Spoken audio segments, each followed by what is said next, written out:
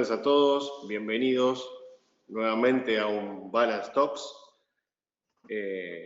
Hoy vamos a estar hablando con un economista que hace tiempo que tengo ganas de invitar, que nos va a ayudar a entender qué pasa en este nuevo mundo que se genera a partir de la pandemia. Tenemos con nosotros a Eduardo Levi Yeyati. ¿Cómo estás, Eduardo? Gracias por venir, gracias por estar con nosotros. Es un placer que estés participando de un Balance Talks. Y acá en los Balance Talks siempre nos preguntamos qué está pasando, ¿no? A veces con la Argentina, a veces con el mundo. En esta ocasión vamos a tratar de entender qué está pasando en el mundo. Venimos desde que empezó la pandemia todos los miércoles juntándonos y haciendo estos webinarios con nuestros clientes, tratando de entender hacia dónde va la humanidad, hacia dónde va el mundo, cuáles son los drivers importantes que hay que mirar, porque entendiendo eso es la mejor manera de posicionarse para invertir. Así que te voy a dejar, como ya hablamos, a vos para que nos cuentes un poco cómo ves el mundo, cómo ves que esta pandemia ha impactado y cuáles son las tendencias que vienen para adelante. Después el público ya sabe que durante la presentación puede ir haciendo preguntas y yo voy a tener unas cuantas para hacerte seguramente. Así que una vez que termine tu presentación vamos a ir a un living de preguntas y respuestas. Así que bueno, de nuevo muchas gracias por estar y adelante, te paso la pelota nomás. Bueno, perfecto. Me pidieron que hablara del mundo. Yo voy a ser selectivo, el mundo es muy grande, pasan muchas cosas. Voy a hablar un poco de las economías más avanzadas con un foco en Estados Unidos y al final voy a decir algo de Argentina, por una razón muy simple. Yo voy a hacer hincapié en... Serían dos drivers importantes de la recuperación y lo que me imagino que va a pasar en el futuro cercano, que es todo lo que podemos ver y con visibilidad parcial. Pero esos drivers implican canales que también se dan, sobre todo en uno de ellos en la Argentina, y que nos ayudan a pensar también qué es lo que va a pasar en Argentina. Existen los canales, los shocks y las dinámicas son distintas. Entonces, un poco en reflejo, en espejo con lo que vemos en Estados Unidos, en Europa, vamos a decir alguna cosa sobre el final de Argentina, pero muy sobre el final. Para hablar de la pandemia, básicamente, el shock que ha cambiado, qué es lo que va a pasar a futuro, y fundamentalmente la pregunta central, que es si esto cambia las tendencias o las acelera, o sea, si todo va a ser distinto después de la pandemia, o si vamos a ver básicamente lo mismo que veíamos antes, pero por ahí un poco más enfatizado, profundizado. Vale la pena empezar pensando cuáles eran los drivers antes de la pandemia, que me parece que es importante. Y acá vamos a simplificar, como decía, muchísimo, porque esto es el mundo, pasan infinidad de cosas. Lo vamos a simplificar desde el ángulo económico, ¿sí? Que es un poco nuestro fuerte.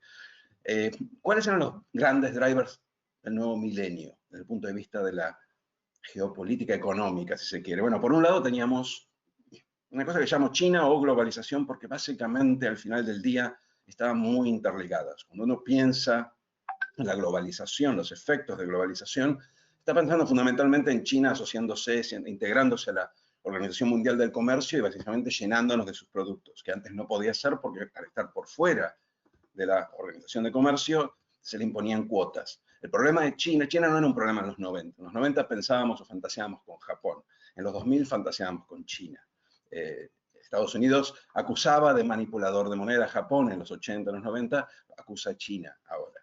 ¿Qué implica China y la globalización? Muchas cosas. Implicó fundamentalmente el abaratamiento de muchos insumos, la offshoreización, la globalización abarató sobre todo la producción de bienes.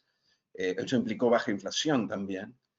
Implicó polarización política y laboral. Muchos de los resultados de Trump, de Brexit, de Boris Johnson, se explican en alguna medida también el aumento de los votantes de los extremos, sobre todo los extremos de derecha en Europa. Se explica en parte por las migraciones, pero muy fundamentalmente por el vaciamiento de un sector de empleo que estaba siendo relocalizado hacia el sudeste asiático. Primero a China y después a los satélites de China, porque China también offshoreiza sus propias producciones, básicamente a partir del 2010. ¿Qué más significa esto? Significa el comienzo, y esto es importante porque continúa, el comienzo de las tasas bajas, porque ¿Qué es lo que pasa con China? China es un país que de pronto nos vende un montón de productos al mundo, cuando ingresan los OMC, tiene un montón de ahorro externo, porque nos vende mucho, porque tiene un superávit comercial enorme, sabe que eso es transitorio, como de hecho lo fue, trata de que el tipo de cambio no se aprecie rápidamente, entonces lo que hace es ahorra como Noruega o como un país del Golfo cuando tiene un windfall, una bonanza extraordinaria a través de recursos que son transitorios. ¿Y cómo los ahorra? Los ahorra comprando activos de reserva. ¿Y quiénes son los activos de reserva? Son los títulos soberanos de algunos pocos países del mundo. Estados Unidos, en alguna medida Europa, aunque la crisis debilitó su condición de activo de reserva, ahora la está recuperando. Japón, no hay mucho más. ¿Y eso qué implica? Implica que las tasas de interés en el mundo se planchan. ¿Sí? Cuando uno recuerda cuando al inicio de la crisis financiera se le echaba en cara a la Reserva Federal que no subía la tasa, lo que decía Greenspan, con algo de razón, era que por más que subiera la tasa corta, la tasa larga, estaba sentado el elefante chino comprando y comprando treasuries para ahorrar para el futuro, porque el treasury es el hedge por naturaleza. Bueno, tasas bajas. Es algo que nosotros de alguna forma heredamos antes de las crisis. La tecnología es lo que domina, el driver que domina a partir de la segunda década del nuevo milenio. Y la tecnología trae varias cosas, incluyendo la reversión de la globalización. Trae, por un lado, más competencia, la aparición de firmas superstar. Son firmas que se benefician de economías de red, es decir, de economías que básicamente basan su valor en tener la mayor parte del mercado. Son casi monopolios naturales, de alguna forma. No en el sentido de la infraestructura, pero sí en el sentido de que al final del día los mercados tienen una gran firma que se lleva casi todo el mercado y un seguidor, una firma que trabaja en los intersticios con una demanda diferenciada, pero no hay mucha competencia. Eso implica varias cosas. En particular implica que el aumento de productividad en Estados Unidos, en varios países de Europa, no se va de la mano del aumento del salario real. Uno ve un aumento de la productividad industrial y un salario real estancado en Estados Unidos, por ejemplo. Y ve una caída de la participación laboral y ve muchas protestas y mucho malestar contra el capitalismo porque básicamente empieza a generarse esa idea de que los países crecen, pero sigue habiendo igual cantidad de pobres o igual cantidad, sobre todo, de inequidad, de dispersión salarial. Y esto está muy asociado con la tecnología, porque la tecnología, los primeros trabajos con los que compite son los trabajos del medio. Entonces, de vuelta, tenemos, como en el caso chino, destrucción de empleos en el nivel de calificación media y esos trabajadores tienen que ir a competir con los de nivel de calificación baja y deprimen los salarios de los bajos y al final lo que parece una U en términos de aumento de variaciones de participación laboral en función del nivel de salarios, termina siendo, en términos de salarios, una cosa monotónica. Ganan mucho más los ricos, los educados, los graduados del college, que los pobres, que los que tienen, en Estados Unidos serían educación secundaria, acá en Argentina serían educación primaria o secundario completo.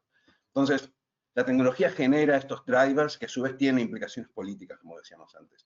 Pero aparte genera otra cosa, que de hecho es la tendencia que veíamos antes de la pandemia, y es una tendencia a la desglobalización, porque la tecnología hace varias cosas, entre ellas permite fragmentar el proceso productivo incluso de bienes a niveles de unidad más pequeñas. Entonces ya no tenemos que mandar toda la fábrica a China, podemos traer pedazos, y eso va pasando, pedazos de estas producciones, de estas cadenas de producción, más cerca del mercado. Así no tenemos que pagar los costos de traslado asociados a la offshorización tradicional. Entonces, los beneficiarios son, los perjudicados son el sudeste asiático, los beneficiarios son los países del este europeo o México, que está cerca del mercado americano. Entonces, tasas bajas y desglobalización. Bueno, cuando uno mira cuál es el impacto del COVID en términos de estas grandes tendencias, lo que ve es básicamente que más que disrumpirlas, lo que hace es acelerarlas. ¿Sí? Porque ¿qué es lo que vemos? Por un lado, vemos, y ahora lo vamos a ver muy claramente, el caso americano es extraordinario para ver esto, vemos una caída de la demanda que no va de la mano de la caída del ingreso. Lo que vamos a ver, yo les voy a mostrar los datos, los últimos datos al menos, es que en Estados Unidos colapsó la demanda en algunos lugares, pero la gente ahorra más. Porque fue tal el impulso fiscal, en el caso de países que pueden fondearlo a tasa cero, como Estados Unidos o muchos de los europeos, fue tal el impulso fiscal que la gente ahora tiene más dinero de lo que tenía antes, gasta menos porque no sale, o porque hay algunos consumos que están cortocircuitados por la cuarentena, pero tiene más dinero, y eso implica que está más líquido, y eso implica tasas más bajas. ¿Sí? El ingreso disponible en Estados Unidos explotó durante los meses, el trimestre del paquete fiscal. Entonces volvemos a tener, si se quiere, una aceleración de una tendencia de tasas bajas que venía de hace muchos años. Hoy las tasas no son bajas, hoy son negativas. La tasa de equilibrio internacional sin riesgo hoy en el mundo es negativa. Tenemos tasa cero porque no puede ser nominalmente negativa, aunque ya se está discutiendo, de hecho, eso por lo menos en Europa. Pero la tasa efectiva, porque se sigue emitiendo dinero, es una especie de quantitative easing con tasa cero, como en el año 2009, la tasa efectiva debe estar en -2, -3%. ¿Qué más vemos como efecto de la pandemia, de la cuarentena y del distanciamiento? Bueno, vemos una disrupción de la cadena de insumos. Entonces, los productores de bienes, la reacción es trataremos de tener las cosas cerca. Si uno mira, por ejemplo, por qué Suecia, que no tuvo una cuarentena, le cayó el producto como le cayó, bueno, la primera explicación, hay dos explicaciones muy claras. Una es el turismo, pero la segunda es Suecia es un player en las cadenas globales de valor, y cuando los insumos de China no llegan, se para la producción. Entonces, ¿qué es lo que está pensando la empresa que pasó un mal momento durante la cuarentena en China, no en Suecia? Bueno, traigamos la producción más cerca de casa, no nos expongamos a la próxima disrupción. Y eso lo que hace es profundizar la desglobalización en el sentido que se venía dando antes. Y de vuelta, los beneficiarios serían los países cercanos a Suecia, los países europeos más económicos, México, no nosotros. Hay una pregunta que se tiene que hacer a la Argentina: ¿cómo esto le pega en términos de la geopolítica, la localización del comercio? Nosotros no tenemos ningún mercado cerca. Tenemos que repensar un poco si insistir tanto en términos de bienes, y aquí me estoy desviando, pero es inevitable pensar en Argentina, o enfatizar mucho más servicios. Por eso es que uno piensa, cuando ve la discusión sobre la ley de la economía de conocimiento, piensa, estamos yendo para atrás, porque nosotros, nuestra chance son los servicios, a través de la digitalización, pero mucho menos la producción de bienes.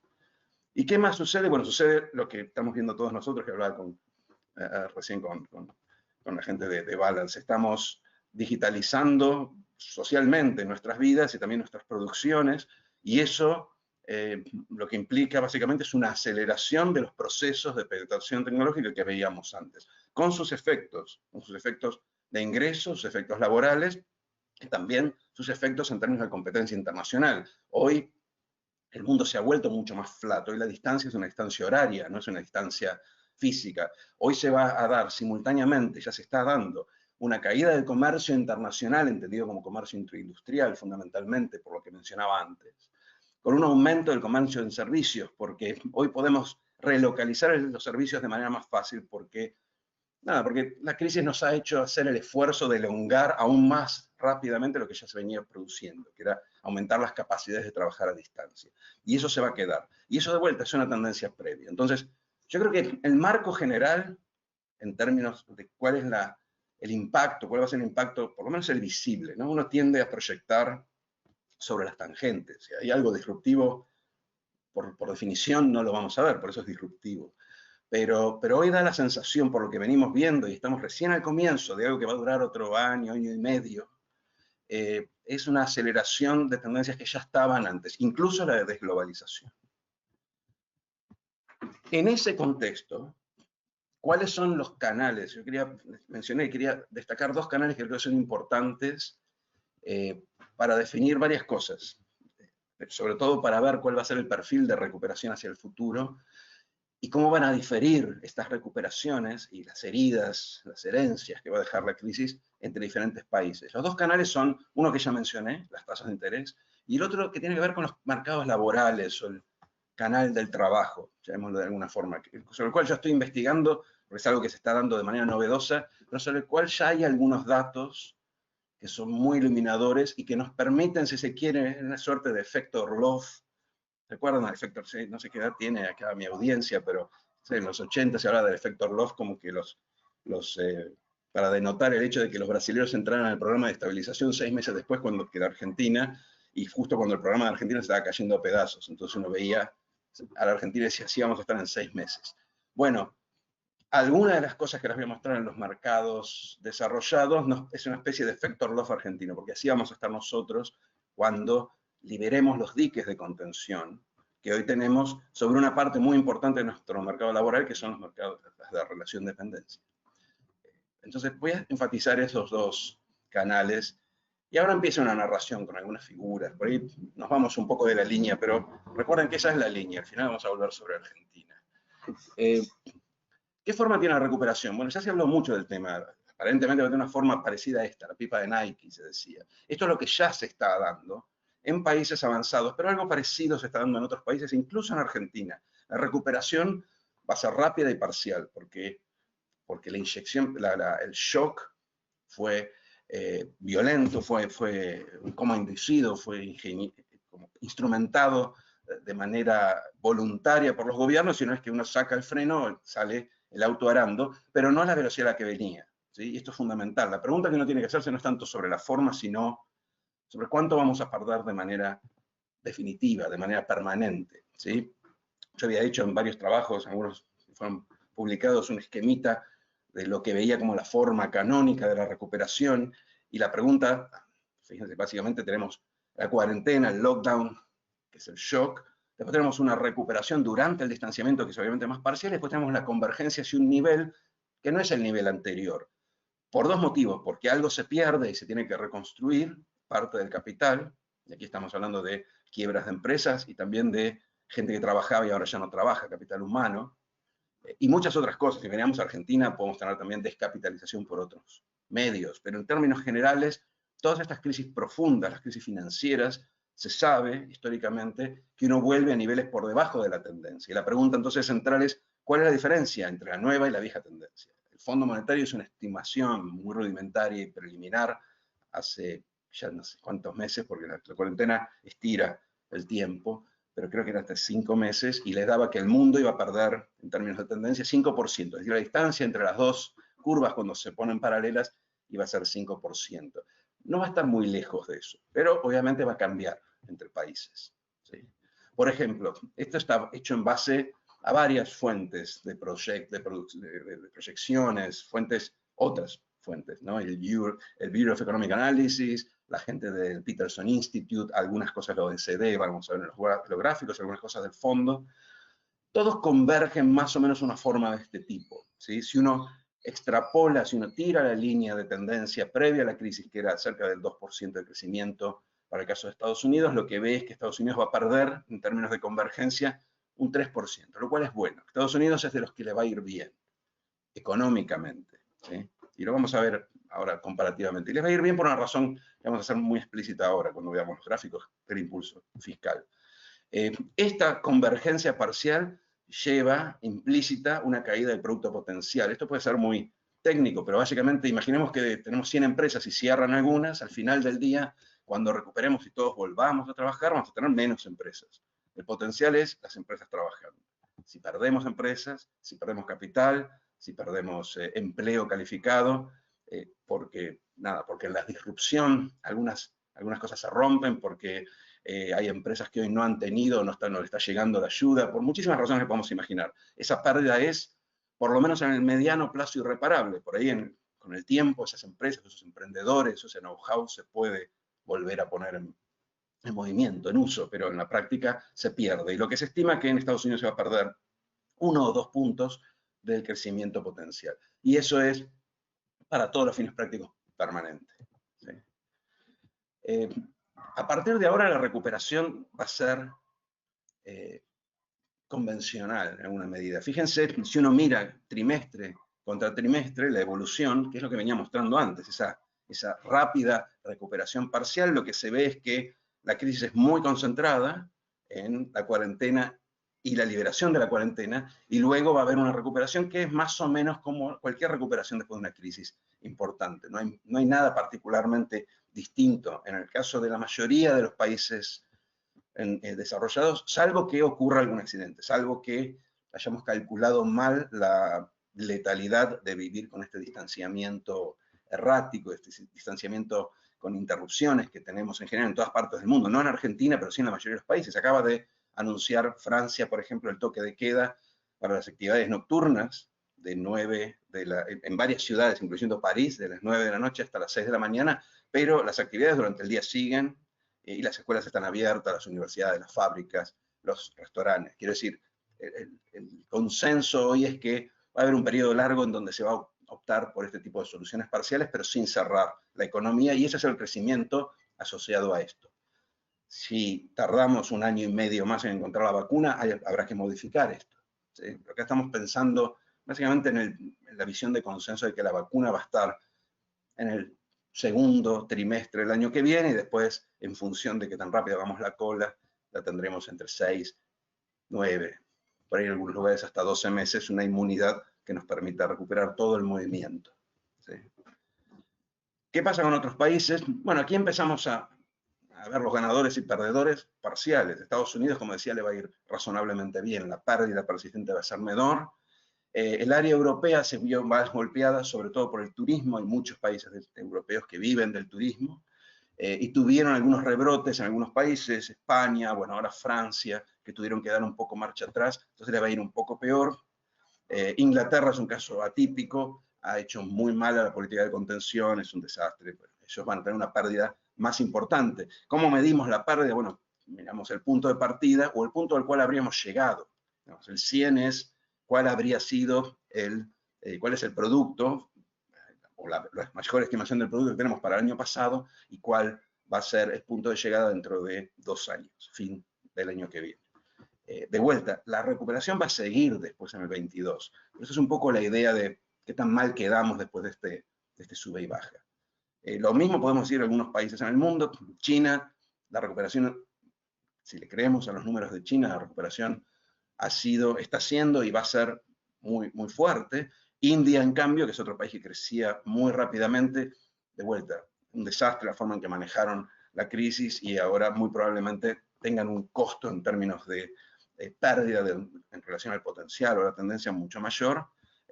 Brasil habría que actualizarlo. Yo creo que Brasil le va a ir mejor este año y por lo tanto la recuperación va a ser más corta. Creo que hoy la caída se está esperando en Brasil es 6, incluso 5%, lo cual, dado el contexto, es muy bueno. Pero digo, cada uno de estos países de alguna forma tienen, salvo China obviamente, que tiene una tendencia muy fuerte, una variación del mismo tipo de silueta o de recuperación. ¿Cuáles son los motores detrás de esto? Y que son en alguna medida los que me están dando la diferencia, porque la silueta es la misma, pero el punto de llegada es distinto. La diferencia entre quién ganó y quién perdió. Fundamentalmente, y esta es una diferencia con la salida de la crisis global, porque en la crisis global la política fiscal llegó muy tarde y muy poco, y en cambio fue la política monetaria la que tuvo que de alguna forma remar la recuperación rápidamente en el 2009.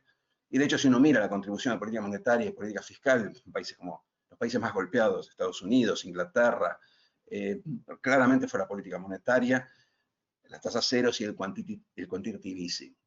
Hoy eso no es tan importante, no estamos hablando tanto de política monetaria cuando hablamos de la crisis, estamos hablando fundamentalmente de impulso fiscal por una sencilla razón, que fue mucho más grande. Esta es una comparación del impulso fiscal en Estados Unidos, ¿sí? 3 grandes crisis: la crisis global, la posguerra, la crisis, digamos, sería el impulso fiscal de la posguerra, obviamente fue masivo, y el impulso fiscal de este año. Fíjense de comparación, el nivel, el grado si se quiere, de diferencia que hay entre el impulso fiscal que se efectivizó en Estados Unidos, como decía antes, tarde, con la crisis global, y lo que se ha dado este año. Lo que pasó en Estados Unidos en la crisis global tuvo mucho que ver con la política también, porque justo les agarró en un cambio de gobierno y muchos de los primeros impulsos fiscales, básicamente cheques y subsidios directos y dinero en el bolsillo que trató de poner el gobierno de Bush, fue muy tibio porque era un gobierno que se estaba yendo, no tenía perfecto control del déficit fiscal. Pero más allá de eso, el nivel de convicción del gasto que tienen estas economías tiene mucho que ver con uno de los canales que les voy a mencionar más adelante, que es las tasas de interés. O sea, hoy estamos en un mundo donde nadie espera que las tasas suban. Hace tiempo que no se espera, pero si ustedes recuerdan, y sobre todo en el caso argentino, nosotros en algún momento hasta llegamos a atribuir el inicio de la corrida contra el dólar en el año 2018, principios del 2018, a la expectativa de que subieran las tasas en Estados Unidos. Yo me acuerdo de haber visto proyecciones, incluso los implied interest rate del mercado, que veían tasas del Treasury de 10 años al 4%. ¿Sí? Bueno, obviamente nunca se materializó, ¿sí? Rápidamente volvieron a la baja. Hoy nadie piensa que eso va a subir. Y no solo porque Powell haya dado la señal de que vamos a tener tasas en cero hasta posiblemente el 2023, sino porque si uno mira con la ventana grande ve que hay una tendencia y hay razones de peso para mantener ese exceso de liquidez en el mundo. Una de ellas, este exceso de ahorros que mencionaba antes, que estuvo detrás de la crisis financiera del 2008-2009 y que ahora se ha de alguna forma exacerbado. Vamos a ver algunos datos en ese sentido. Pero entonces, ¿por qué de pronto salen tan rápidamente de Estados Unidos? Bueno, en parte porque repartieron dinero a mansalva. Y no solo en Estados Unidos. Esto es un poco lo que les quería mostrar, sobre el cual vamos a volver, que tiene que ver con uno de los impactos de este masivo impulso fiscal. Fíjense lo que está pasando en Estados Unidos en el segundo trimestre, el trimestre de las cuarentenas o el trimestre más duro del COVID.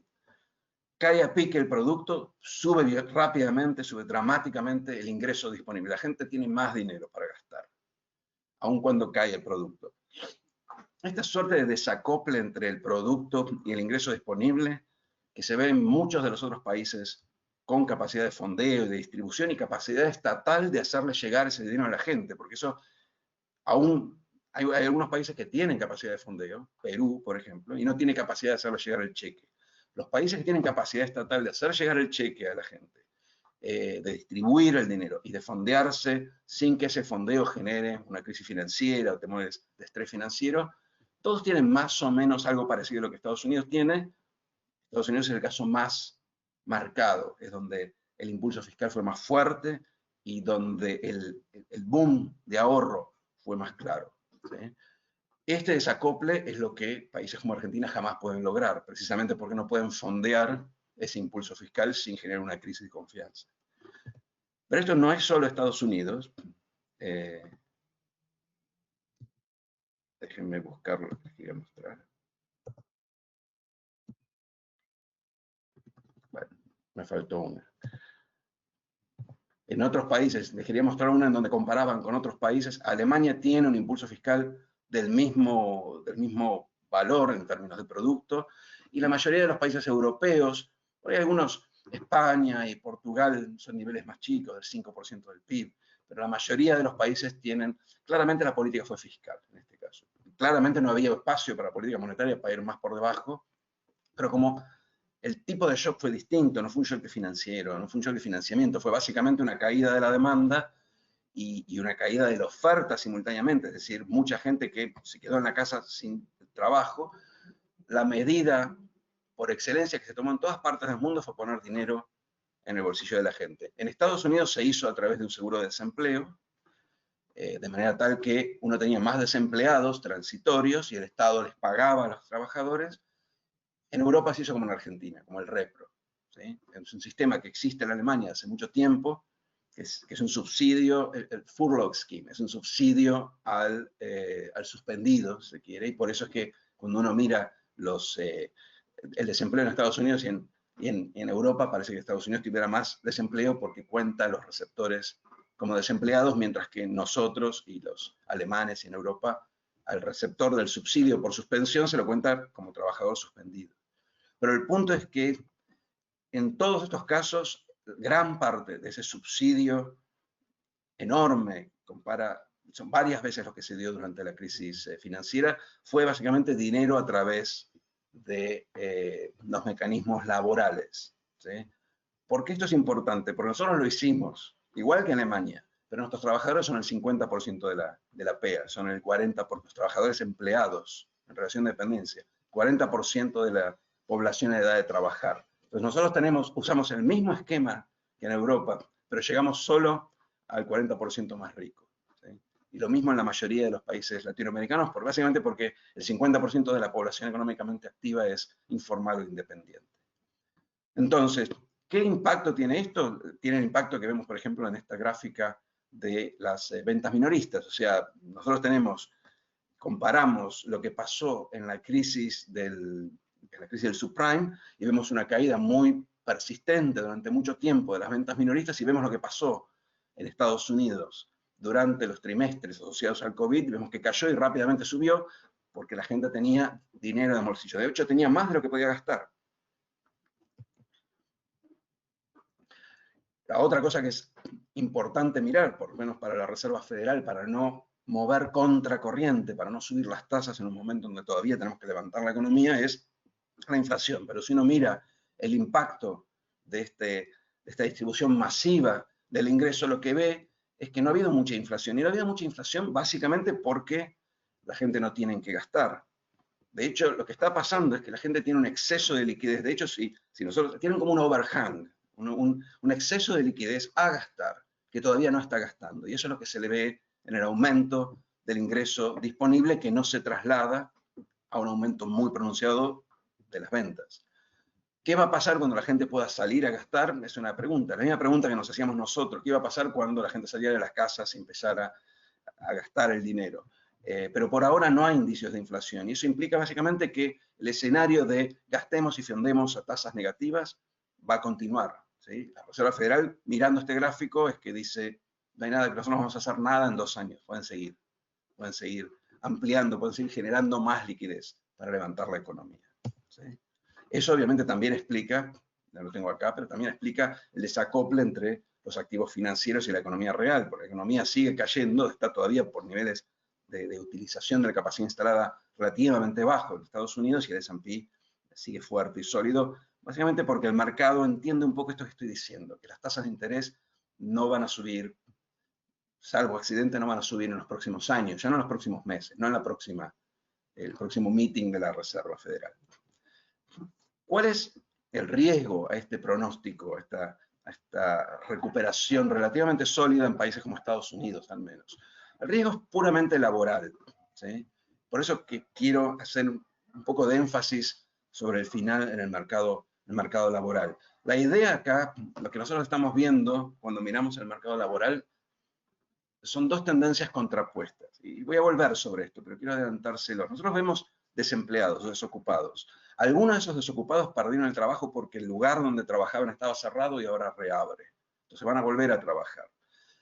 Y después hay algunos que están perdiendo gradualmente el trabajo, no porque los hayan echado de la compañía hace unos meses, sino porque esa compañía de pronto se está dando cuenta de que puede trabajar con menos trabajadores, o que no va a tener la rentabilidad que tenía antes, entonces tiene que de alguna forma reorganizarse para un mercado más chico, un mercado más duro.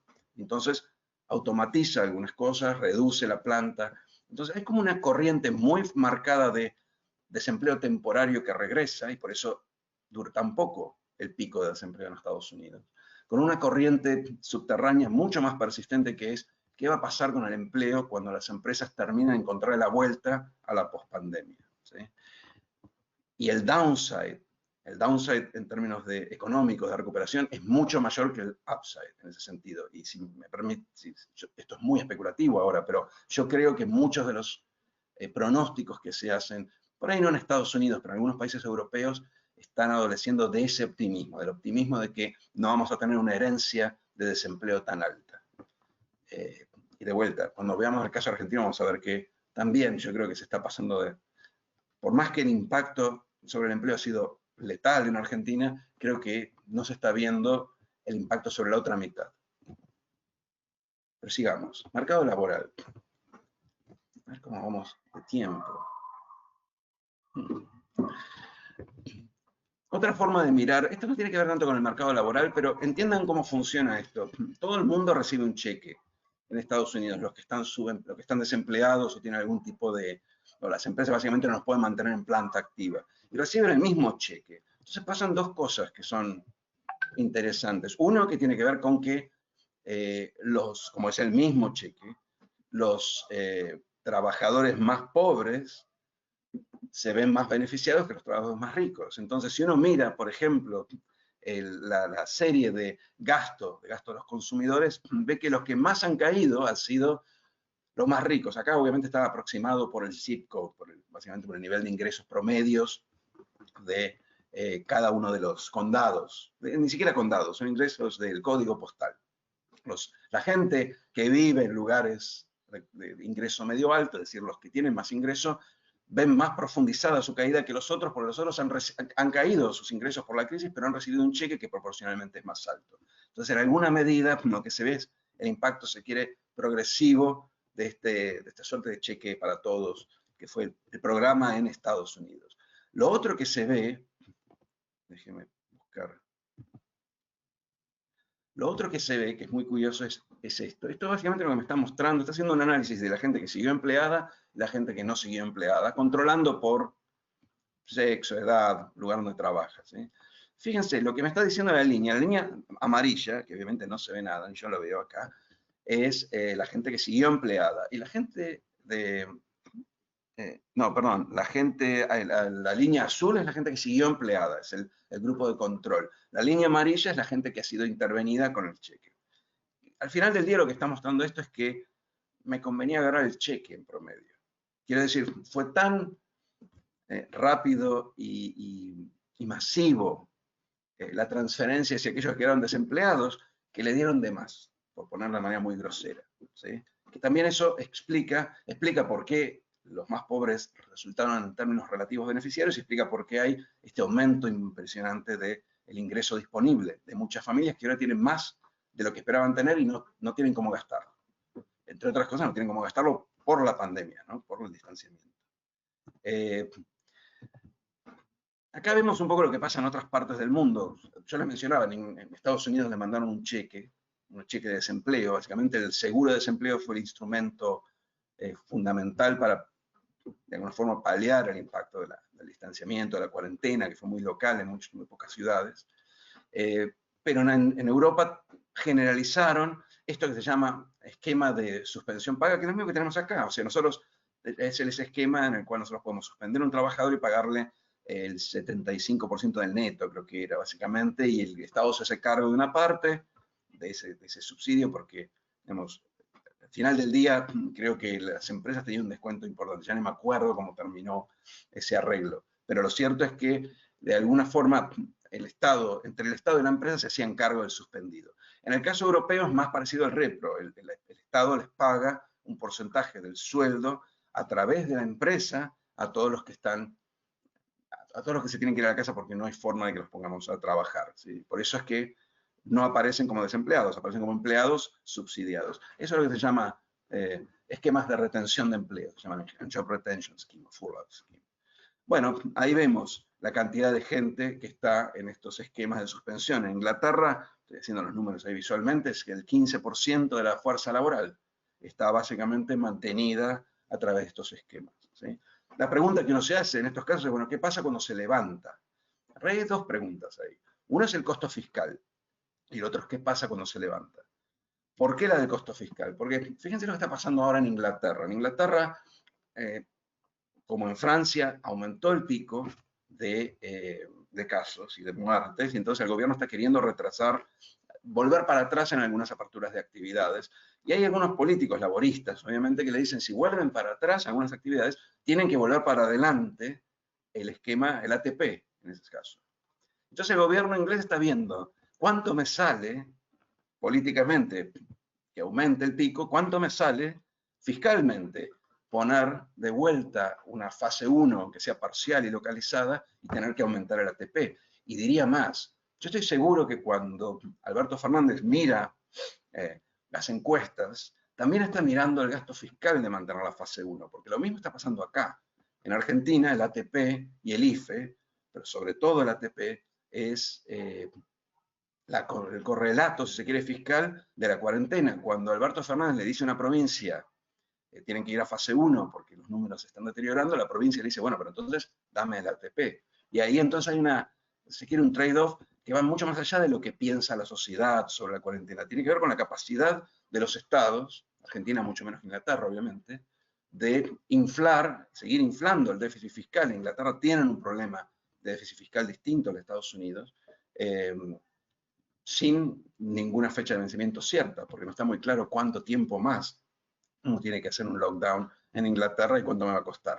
Entonces, digamos, hay dos preguntas asociadas a esto. Una es cuánto dura y el otro es qué pasa cuando se suelta. Si yo dejo de pagar esto y le digo a las empresas, ok, ahora abran, ya está, son libres, ¿cuántos de estos trabajadores suspendidos van a seguir trabajando el día después? No está muy claro, ¿sí? Y es un poco el punto que voy a hacer más adelante sobre las dos tendencias, como los dos movimientos contrapuestos en el mercado laboral. Déjenme avanzar un poco. creo que este es el momento, exactamente ahora les voy a mostrar ese gráfico, a mí me parece fascinante y que creo que dice mucho de lo que va a pasar mañana en Argentina. ¿Qué pasa con el empleo en Estados Unidos a partir de ahora? Recuerden, cayó mucho en términos temporarios, como era un desempleo temporario, subió muy rápidamente y ahora está estancado. Y está estancado en parte por esto. Fíjense el gráfico, no sé si se ve muy bien, pero se los voy a explicar, el gráfico de la izquierda. En el gráfico de la izquierda tenemos los datos de Estados Unidos, pero son datos de Estados Unidos divididos en dos tipos de desempleo, el temporario y el permanente. Y lo que está pasando ahora es que el temporario cae, o ya cayó, porque se reabrieron las actividades, pero el permanente sube. El permanente son las empresas que están aprendiendo a trabajar con menos trabajadores. Son las empresas que dijeron, pucha, mandé a la mitad de la gente a casa y más o menos zafamos con la mitad de la gente. O, como decía antes, las empresas que dicen, a partir de ahora vamos a tener que ajustar. No tenemos Slack. Empresas minoristas, empresas que van a seguir sufriendo de comercio minorista, de contacto, van a seguir sufriendo durante los próximos 12 meses, dicen, hay que ajustar. Y lo cierto es que yo tengo en claro qué es lo que va a pasar con la línea celeste, que va a seguir bajando eventualmente. Pero no me queda muy claro qué es lo que va a pasar con la azul, que recién ahora empieza a materializarse. Entonces, si me preguntan qué va a pasar con el empleo en Estados Unidos, bien puede pasar que mejore antes de desmejorar nuevamente, antes de estabilizarse. Y esa es un paso que se aplica a cada uno de los otros países donde todavía tenemos esquemas de retención de empleo, y obviamente se aplica a la Argentina, ¿sí? ¿Cuánta gente, si nosotros levantáramos hoy las restricciones, completamente las restricciones a las actividades, y levantáramos la prohibición de despidos, todo el paquete, todo el dique de contención que se llama prohibición de despidos, la doble y el ATP, dejemos la doble si queremos. ¿Cuánta gente de la que ahora está en la casa protegida por este esquema de retención va a seguir empleada? Es una pregunta, es la pregunta de 1.000.000, sobre todo va a ser la pregunta del año que viene, en año electoral. Por eso digo, esto que estamos viendo en Estados Unidos es de alguna forma como el cuento del efecto Orlov, ¿sí? Me parece que ilumina más la tendencia, la línea azul oscura, que la línea celeste. Vamos con el tercer pilar, que creo que es importante, aunque este ya lo deben tener más o menos claro, por eso es algo que viene pasando de hace muchos años, ¿sí? Nosotros habíamos dicho, ¿cuál es el impacto de tener una inyección masiva de ingresos directamente al consumidor minorista, porque la mayor parte de esto va al consumidor minorista, y no tener esa capacidad de consumo simplemente por distanciamiento, porque la gente se queda adentro, porque hay actividades que no están completamente restablecidas, o es un exceso de ahorros? Es lo mismo que le pasaba a los chinos cuando se dieron cuenta que eran ricos internacionalmente, ¿sí? Bueno, ahora está pasando a Estados Unidos, en realidad a la familia americana. ¿Cómo se traduce esto? Se traduce en tasas más bajas. Esas son las tasas. Fíjense, las tasas vienen bajando tendencialmente desde hace casi 40 años. Básicamente desde que bajó la inflación, desde que la Reserva Federal con Paul Volcker encontró la forma de centrarse en la inflación, en el inflation targeting, se hizo un poco el estándar en los bancos centrales y dejaron de hacer política expansiva para hacer política antiinflacionaria, pero después pasaron muchísimas otras cosas y las tasas siguen bajando, y siguen bajando desde la época, ya bajaban en los 2000 por el efecto China, pero después vino una crisis financiera y siguieron bajando.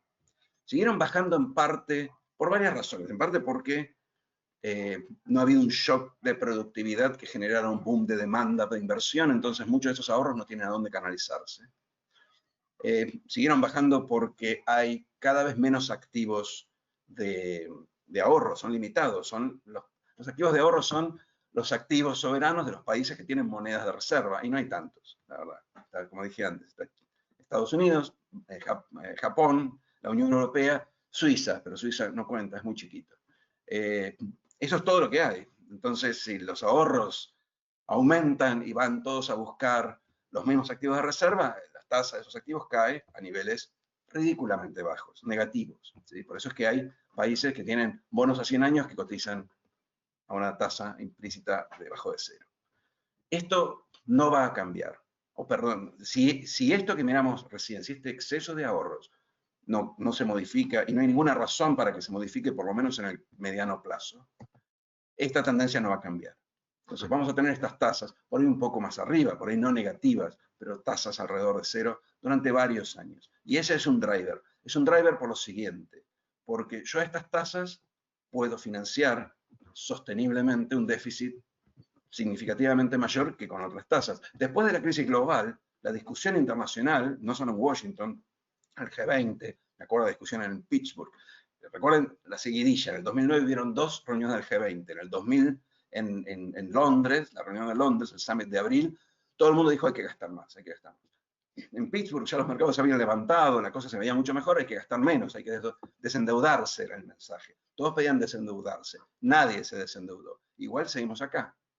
No hubo una crisis de deuda. La razón por la que no hubo una crisis de deuda, y más importante aún, la razón por la cual ahora nadie dice, o casi nadie dice que hay que desendeudarse, de hecho hasta algunos célebres economistas del mainstream dicen no es el momento para desendeudarse, no es el momento para ajustar, es porque nos estamos dando cuenta que vamos a tener estas tasas durante mucho tiempo. Obviamente hay riesgo de accidente, pero hoy el análisis es totalmente distinto a lo que era a la salida de la crisis anterior.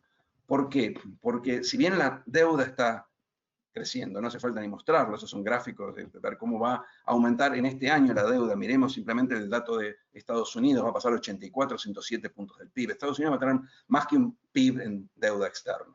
¿Sí? Al principio uno diría, está bien, eso es su propia moneda, pero de todas formas, un país muy endeudado que no tiene ningún plan de desendeudamiento. ¿Sí?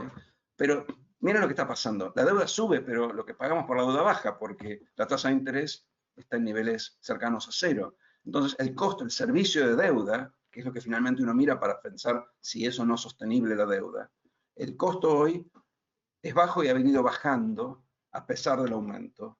Y lo mismo se ve en estos gráficos para otros países. Si uno mira, por ejemplo, incluso Italia, es un país que uno siempre lo considera como un basket case, sin embargo, está en terreno saludable en términos de gasto, de servicio de deuda sobre producto, a pesar de tener una deuda que no para de crecer. Y así todos los países europeos. Entonces, estos países hoy no están preocupados por cómo hacemos para hacer el unwinding, como se decía, era la palabra que se usaba a fines del 2009 para decir cómo hacemos para no generar una crisis de deuda después de haber tenido una crisis financiera. Hoy eso no está, por lo menos en el centro de discusión, porque cuando uno hace las proyecciones, lo que ve es que puede ser que la curva se normalice un poco y que el costo de la deuda suba, porque aparte va a haber más deuda al final de este año.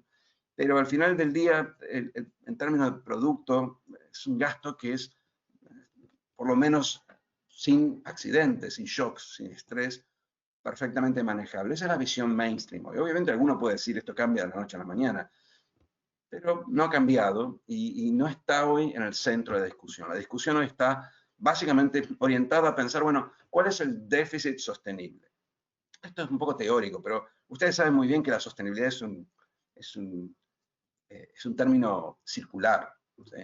Es un término circular porque a tasa cero, algo que es sostenible a tasa cero es insostenible. La mitad de eso a tasa del 10%. Argentina no tenía mucha deuda, pero con su costo financiero se hace insostenible. Si esa deuda fuera la deuda de Portugal, que está en Europa, sería perfectamente sostenible. Entonces, uno juega con algunas variables para pensar la sostenibilidad, pero la sostenibilidad no tiene nada que ver con el stock sobre productos, pero nada que ver. ¿Cuáles son las variables? Las variables son cuánto crecemos en relación a cuánto pagamos, y la diferencia entre el crecimiento real y la tasa real. La tasa real hoy es negativa, porque hay inflación y la tasa nominal es cero. Entonces, ¿cuánto crecería un país como Estados Unidos en relación a la tasa real? Bueno, podemos pensar 1,5%. Porque aunque no crezca, vas a crecer 1,5% en relación a tasa real negativa. ¿Sí? Entonces, con ese nivel, ¿dónde la querríamos estabilizar la deuda? Ahora es 107. Supongamos que queremos salir arando de esta crisis y seguimos emitiendo y el déficit del año que viene es 4 o 5%. Supongamos que la queremos estabilizar en 150% del producto. O sea, que tenemos un recorrido. Si uno hace ese análisis, y nada, relativamente sencillo, y todos lo hemos hecho porque este año estábamos todos haciendo análisis de sostenibilidad de deuda para Argentina, da que en el largo plazo, en el mediano plazo, uno debería converger a un déficit sostenible de 2,2%. ¿A qué voy con esto? A que estamos hablando de un país que va a incrementar su deuda, que conscientemente está haciendo un análisis de, por ahí la llevamos a 150, y que puede convivir con 150 puntos del PIB de deuda, y un déficit permanente. ¿Sí?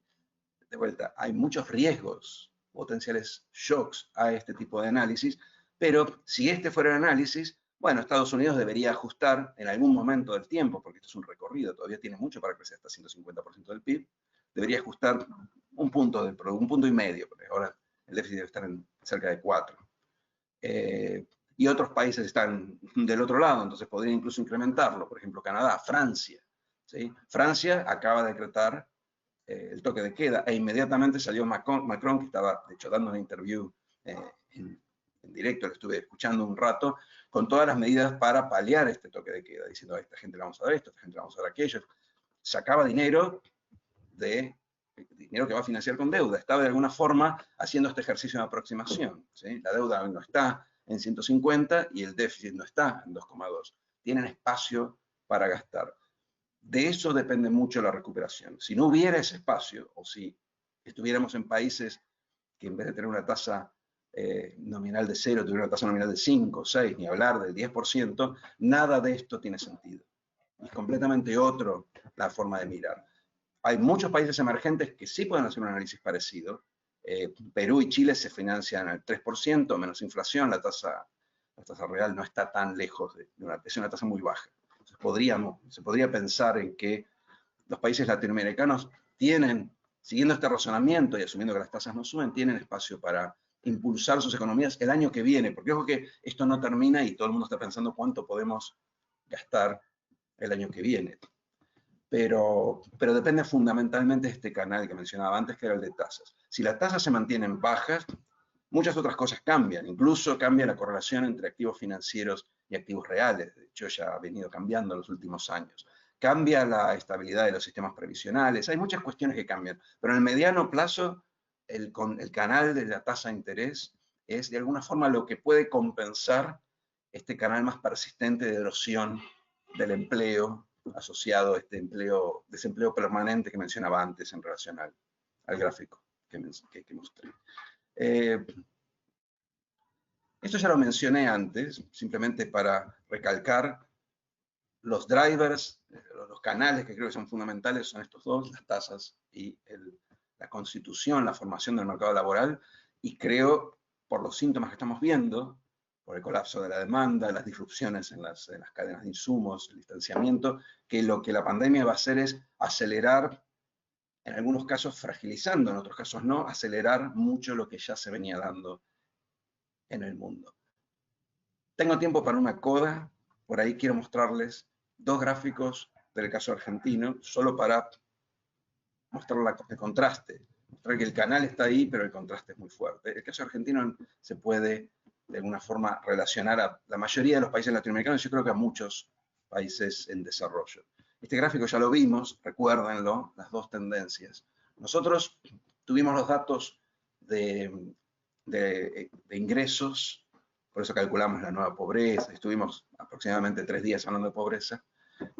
No los tuvimos los microdatos, entonces uno no puede hacer todo el análisis más fino, pero sí sabemos que es un gráfico, de hecho me lo prestó un colega de Empiria, de la consultora. Sí sabemos que los que más perdieron fueron los más pobres. ¿Qué es lo que me está diciendo este gráfico de manera solapada? Lo que me está diciendo es esto. Nosotros tenemos un mercado laboral partido al medio. ¿Sí? Está acá. No se ve mucho, pero ahora les explico qué es lo que es. Pero estas son las proporciones. Si uno toma la P a la población que está efectivamente trabajando o buscando trabajo y sin conseguirlo, tenemos 9% de desocupados, tenemos 1% que son patrones, son independientes, el 21% son cuentapropistas, el 24% son trabajadores informales, y después tenemos asalariados privados y públicos. Los únicos que están recibiendo el paquete masivo, ese que mencionaba en el caso de Estados Unidos, son asalariados privados y públicos. El público porque le pagan el sueldo, el privado porque le pagan, entre comillas, el sueldo a través de los esquemas de retención de trabajo, de apoyo al ingreso. Entonces, ¿qué pasó durante la pandemia? Los azules recibieron ingreso y posiblemente, incluso en algunos casos, deben haber aumentado sus ahorros. ¿Sí? Todos los demás fueron a la cola del IFE.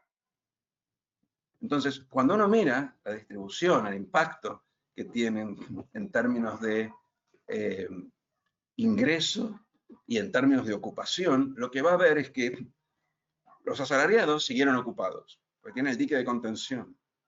El empleado público no lo podemos echar y el empleado privado no lo podemos echar, por lo menos transitoriamente. Entonces tenemos un 40% de la PEA que tiene ingresos suficientes para gastar, incluso le sobra porque no tiene tiempo para hacerlo, forma de hacerlo, y mantiene el empleo. Y después tenemos el otro 60% de la PEA que está en el horno y se ven, estas son las caídas de del empleo, que es un empleo informal, independiente, que no tienen prohibición de despido, y fueron fuertemente afectados. Y si miráramos la caída del ingreso, sería exactamente igual. Veríamos 40% empleado manteniendo sus ingresos y los otros colgados de un pincel. Entonces, nosotros tenemos una situación distinta que la de Estados Unidos. En Estados Unidos son todos asalariados, lo mismo que en Europa, 90%, 85%, 95% en algunos países, son asalariados, la mayoría de ellos privados. Entonces, cuando uno le pone el paquete de contención, que obviamente es mucho más masivo, todos generan un boom de ingreso disponible. En Argentina el paquete fue el 40% y el resto está afuera. Nosotros vimos la caída del empleo del resto, porque no están protegidos. Parte de eso se va a recuperar, para volver, como decía Arroyo, las changas, van a volver los trabajos, va a volver el peluquero, ¿sí? Pero todavía no vimos, al igual que en Europa, qué pasa cuando uno libera al resto, el otro 40%, ¿sí?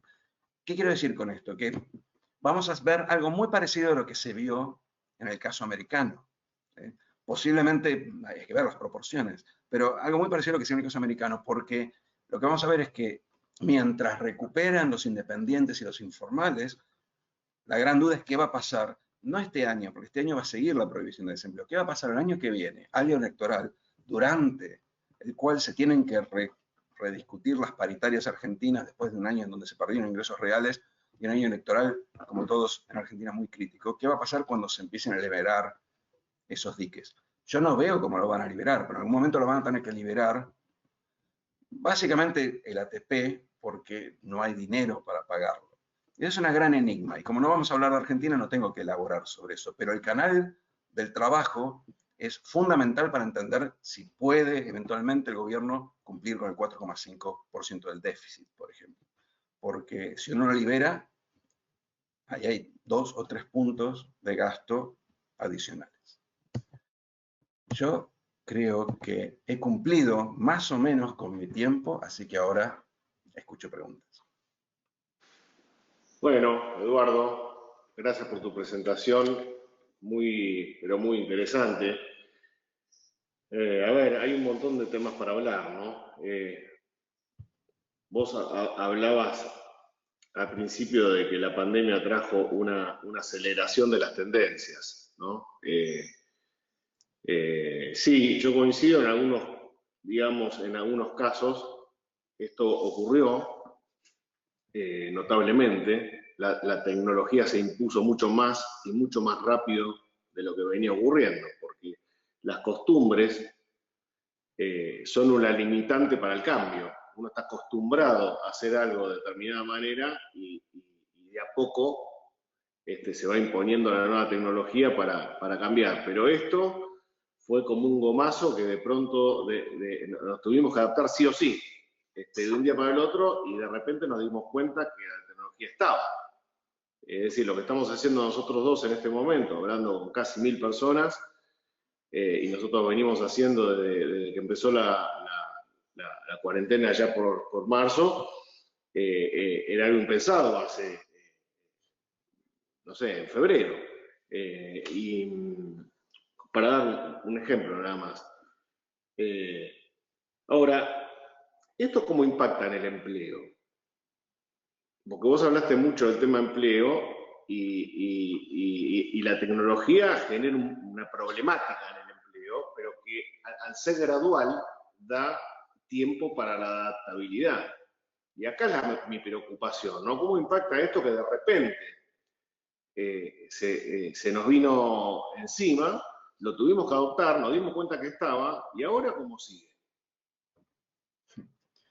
Mira, vos sabés que el tema laboral es como mi segundo amor. Entonces, yo estoy trabajando en esos temas de manera bastante más granular afuera que acá, porque acá hay muy pocos datos. Y justamente estamos pensando eso, estamos trabajando con la gente de Brookings Institution para el gobierno de Texas y para otros gobiernos, ya van a venir otros estados también, tratando de ayudarlos a absorber los trabajadores desplazados. Entonces, una de las cosas que nos preguntábamos era, bueno, ¿quiénes son? ¿Cuál es el perfil?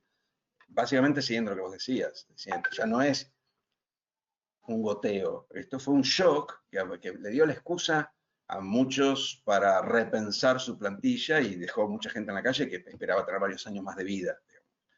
Y tiene que ver con lo que vos decías, si uno, el mejor caso es la electricidad, el descubrimiento, la innovación de la electricidad. Ustedes saben que la electricidad se descubrió, la corriente alterna, en 1910 y tardó como 10 años en entrar a las fábricas, básicamente porque las fábricas tenían líneas de producción con un solo cable y tenían que desarmar todo y poner aparatos con conexión individual, y eso era un costo, y dijeron, bueno, vamos a amortizar lo que ya tenemos. Cuando te llega la crisis y te dicen, mira, no podés ir a, tenés que hacerlo individualmente, tenés que tener máquinas individuales, bueno, ya existe el costo, ahora ya estamos del otro lado. Es exactamente como vos decís. Yo creo que va a dejar a muchos sectores, en todos los países, y acá en particular muchos sectores, decimados, o sea, en términos de demanda laboral. Pensemos, por ejemplo, en el comercio minorista. ¿Sí? El comercio minorista, yo consumía online, pero ahora solo consumimos online, y no van a volver. O sea, van a volver con una demanda distinta. La gente se acostumbró a consumir distinto, en todas partes del mundo. Esa gente del comercio minorista no va a encontrar, cuando vuelva a su comercio no la van a tomar, salvo que hagamos algo para hacer la vida más fácil. ¿Sí? Y podés hacer esencialmente dos cosas. O lo puedes reentrenar para otro trabajo, lo cual no es para nada trivial, es muy difícil, porque, digamos, reentrenar es fácil decirlo, pero hay que transferir lo que esa gente sabe para otra ocupación, a veces no es muy fácil. Pero lo otro que podemos hacer es pensar en regímenes transicionales que hagan que el comercio que ahora esté totalmente golpeado y ahora vuelve y dice, bueno, vamos a ver cómo abrimos, y entonces trata de minimizar la cantidad de costo fijo que va a tomar, le des alguna excusa para contratar a alguien, aunque sea con un régimen que sea un poquito más liviano que el que tenemos ahora. Entonces yo creo que vas a tener que tener respuestas de política, de formación y de regulación. Si no, es lo que te decía antes, el año que viene vas a tener algunos sectores que van a tener muchísimo desempleo o subempleo, gente que va a quedar sin ninguna capacidad de recuperar el trabajo, porque esos sectores van a quedar con una intensidad de trabajo mucho menor. Y hay varios de eso, pero digo, el comercio minorista es muy claro, porque lo vivimos Sí. todos. Y esto me hace pensar en otro de los temas que tomaste o que tocaste, que es la inequidad, ¿no?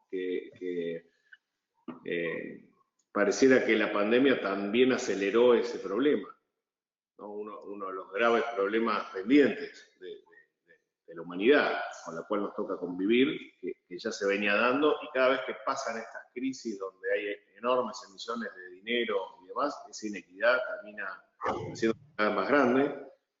Y bueno, y vimos un poco los estallidos sociales que han habido en Estados Unidos y en otras partes. ¿Cómo ves ese tema? La inequidad, en el caso, pensando un poco en la post-pandemia, quizás donde más claramente se ve es en cómo impactan de manera diferencial la nueva composición laboral en función del ingreso o la sofisticación de los trabajadores. Dicho de otra forma, ¿quiénes van a ser las industrias que van a perder? Van a perder las industrias o las actividades de contacto, las actividades minoristas, que en general ocupan mano de obra de calificación media y baja. ¿Y quiénes van a ganar? Van a ganar las telcos, las compañías digitales, de tecnología. Entonces, vas a ver parte del proceso que veías antes, en donde la diferencia entre el tipo que estaba muy educado y el tipo que estaba poco educado se iba estirando en la mayoría de los países, no tanto en Argentina porque venía tecnología, pero ahora se está empezando a dar también en Argentina.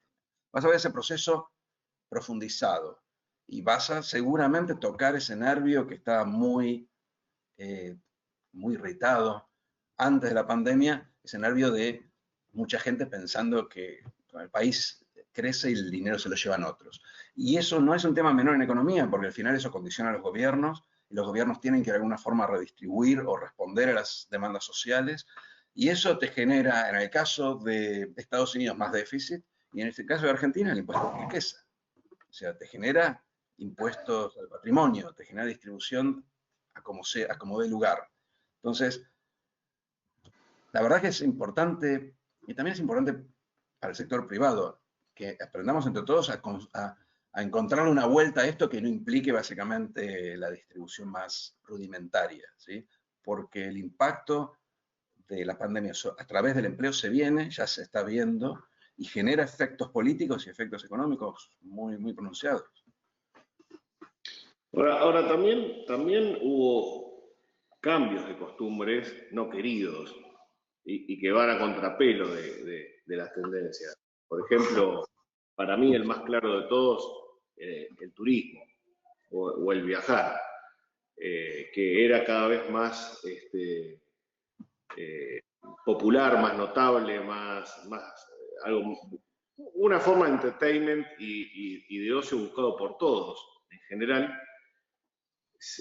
Bueno, se cortó directamente a su mínima expresión y hoy muchos países están sufriendo, industrias enteras, sufriendo muchísimo, ¿no? Uno de los sectores más golpeados, diría yo, por esta nueva realidad. Y ya a esta altura del partido ya nos preguntamos, ¿y hasta cuándo? ¿No? Porque creo que es la pregunta que todos nos hacemos, ¿viste? Al principio era, bueno, yo ahora ya estamos llegando prácticamente a fin de año. Los mayores expertos científicos decían para fin de año teníamos la vacuna y la vacuna, no sé, no se ve, está habiendo malas noticias, hay rebrotes en Europa. Me encontré el otro día con un periodista de The Economist inglés acá, me dijo que Londres es un desastre, que Madrid está peor. Bueno, lo que acabas de contar vos de Francia. Y es antinatural también, ¿no? Porque nuestra esencia, somos un ser social. En definitiva, lo que todos sufrimos con esta pandemia es el distanciamiento, justamente. ¿Cómo lo ves? ¿Hasta cuándo sigue esto? ¿Y cómo se resuelve? ¿Esto cambió para siempre? Mira, esas son dos preguntas. O sea, primero, hay mucha incertidumbre, como quiero aclararlo de nuevo, por si no ha quedado claro cuando presentaba las figuras, que son estimaciones que están sujetas a mucho error, porque es para colmo, mucho error desde el punto de vista económico, porque esta no es una crisis económica. Entonces nosotros podemos ver los impactos, pero la crisis es sanitaria. Y ni los propios sanitaristas o epidemiólogos saben muy bien cómo funciona. Recordemos que al inicio se hacían proyecciones de una curva y de muertes y de contagios que eran de una velocidad completamente distinta a la que se dio finalmente, mucho más bajo, o sea, cambió, se alargó de alguna forma. La idea original era que esto iba a tener un efecto muy fuerte y por eso había que pegarle un martillazo con las cuarentenas y prepararse y después ir liberando, y en 6 meses básicamente estamos del otro lado de la curva y obviamente no estamos. Entonces, por varias razones, entre otras cosas porque nosotros aprendimos a convivir con el virus. Pero creo que hay que hacer una distinción entre lo que es la pandemia y la pospandemia. Y para mí la distinción es que esté distribuida la vacuna. Si nosotros no encontramos una vacuna, esto va a ser un infierno dentro de 2 años. Es decir, si tenemos que vivir un año más sin vacuna, sin ningún tipo, sin la certeza de que existe una vacuna que eventualmente me va a llegar a mí, que ya le llegó a mi vieja, al tipo que está en grupo de riesgo, el escenario es mucho peor. La mayoría de las estimaciones están basándose en que la vacuna va a estar en marzo y va a ser distribuida a lo largo de 6, 9 meses. Entonces, en algunos países, si te descuidaste, por ahí estás hasta fin del año que viene cuidándote y distanciado. Y después viene la pospandemia. La pospandemia es ver qué cambió, qué temores residuales te quedaron, pero hay un montón de accidentes que pueden pasar. Vos se puede dar el caso de que tengas reinfecciones, sería letal, porque toda la gente que ya se infectó se podría volver a infectar, no hay nadie inmune. Hay una serie de riesgos que nosotros estamos tomando, como dejando de lado por ahora en el consenso, en la visión de consenso. Este verano no vas a tener turismo, porque la vacuna no va a estar. La vacuna con suerte, porque los test, como supongo que sabrás si lo vas siguiendo, de la AstraZeneca y de algunas otras que estaban cerca de tener una vacuna definitiva, bueno, están teniendo algunas demoras, no sabemos muy bien si está yendo bien. Nosotros estamos todos cruzando los dedos, prendiendo la vela. pero este verano te las tenés que arreglar sin vacuna, y aunque estuviera la vacuna en el verano, no estaría distribuida. Entonces, tampoco es un factor. Este verano es distanciamiento. No van a hacer eso. Yo hablé con amigos, incluso un intendente amigo de la costa, todavía no tienen los protocolos, no saben. Todo el mundo quiere hacer algo, pero no está muy claro cómo lo vas a hacer. Sí vi cómo lo hicieron en Europa y no les fue muy bien. No les fue muy bien básicamente porque la gente no se cuidaba y se amuchaba, aún en países que nosotros llamamos serios, se amuchaba. En Francia, el rebrote este es hijo de las vacaciones en la costa, en las playas, de hace un mes y medio. Pero bueno, porque es un poco lo que te decía hace un rato, ¿no? Esto va a contrapelo de nuestra naturaleza.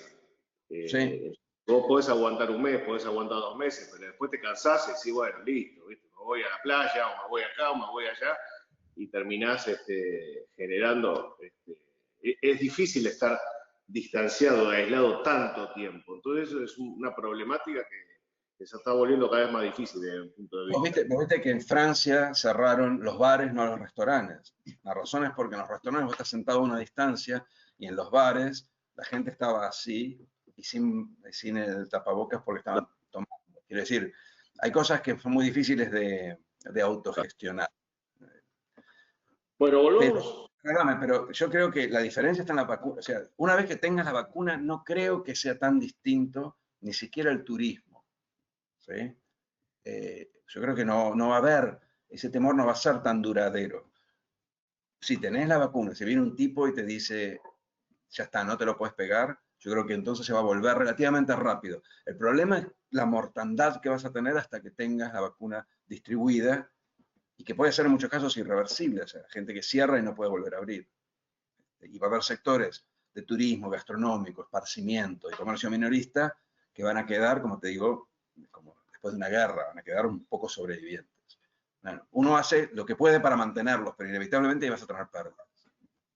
Sí, incluso muchísimos restaurantes, delis, kioscos, bueno, en fin, un montón de actividades que ocurren en las grandes ciudades que hace rato que están sufriendo. O sea, llega un momento en que no aguanta más el chanchito, ¿no? Como va a decir, aguanté, aguanté, aguanté, aguanté. Sobre todo que, ¿no? Yo creo que va a haber un cambio muy, muy importante en la dinámica de la ciudad. Espacios de oficina, por ejemplo, los coworkings deben estar cerrando. Conozco Sí. varios que cerraron, pero digo, en general en el mundo, este, todo el negocio de oficinas va a cambiar. Hay cosas que van a cambiar de manera más persistente, en parte porque la mortandad ahora te va a dejar fuera del negocio, y en parte porque, como decías vos recién, algunas de las costumbres se modificaron más, de manera más persistente. Pero Nosotros estamos tratando de entender siempre lo que pasa en el mundo para ver cómo invertimos. Creemos que en el mundo del real estate hay cambios bastante importantes en cuanto a lo que tiene valor y a lo que tenía y dejaba de tener valor antes y ahora, ¿no? En la pospandemia. se Este van a, cambio que estamos viendo ahora.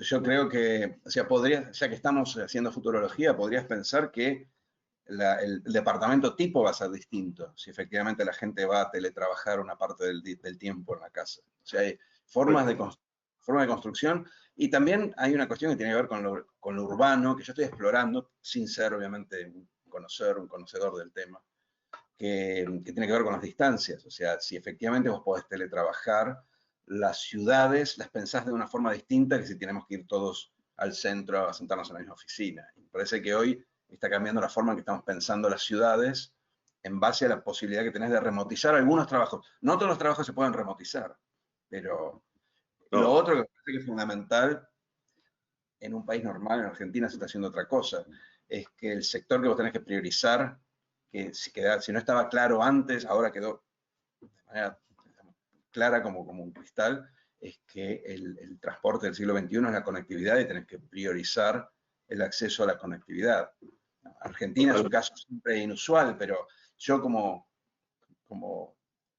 ministro de Obras Públicas o de Infraestructura de un país más o menos de ingresos medios y medios altos, estaría armando un plan de inversiones para que todo el mundo tenga conectividad, que es como decir el tren del siglo XXI.